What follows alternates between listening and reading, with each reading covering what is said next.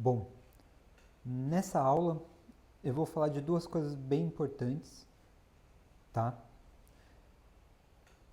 Mas eu vou falar a maior parte sobre matrizes invertíveis, tá? Qual a relação delas com autovalores e autovetores. O primeiro teorema que a gente vai falar aqui é que os autovalores de uma matriz triangular são os elementos da sua diagonal principal, tá? Então veja esse exemplo. Eu tenho essa matriz.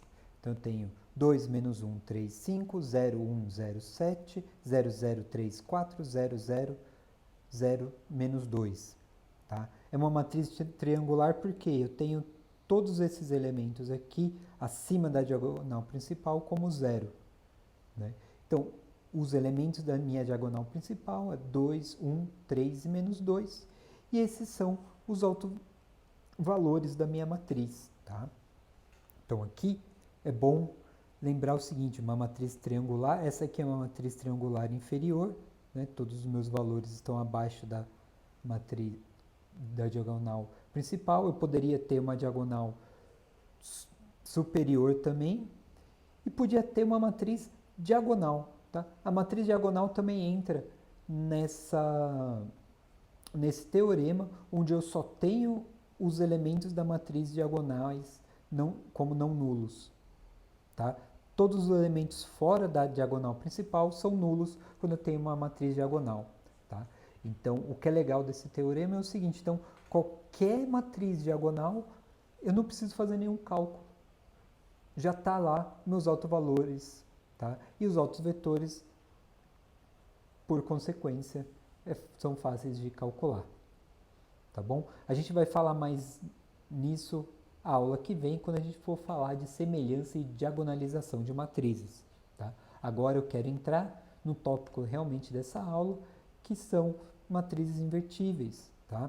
Então, o que acontece? Uma matriz quadrada, ela é invertível, tá?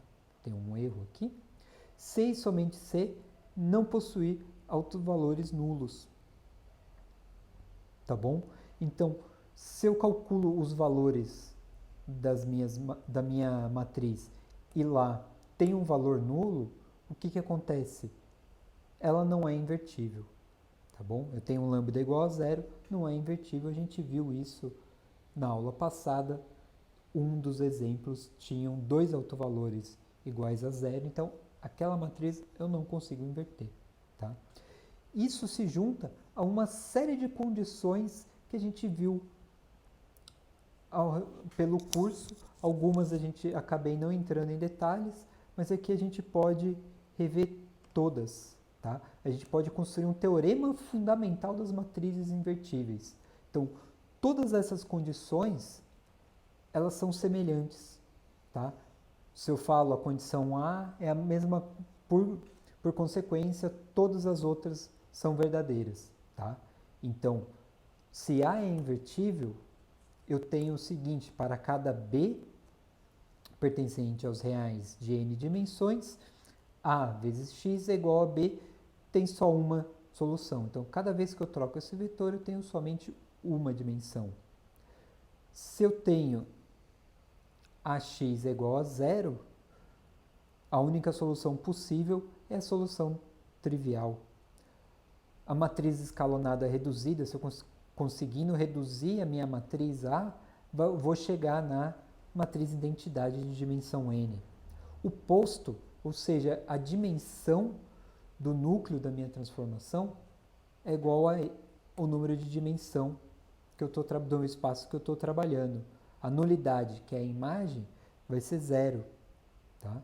Os vetores coluna de A são linearmente independentes. Isso, como a gente já viu em outros teoremas, eles geram o Rn, são base e também são base para o Rn. Mesma coisa para os vetores da linha, eles são linearmente independentes, então eles geram Rn e eles são base para o Rn. Né? O determinante de A é diferente de zero, né? Essa fica bem claro, a I e a C são basicamente a mesma coisa, né? E, segundo o teorema que a gente acabou de mostrar, zero não é um autovalor de A. tá bom? Então aqui um vídeo bem rápido, colocando esses dois teoremas, fazendo uma junção de todos os teoremas que a gente já viu sobre matrizes invertíveis, perfeito?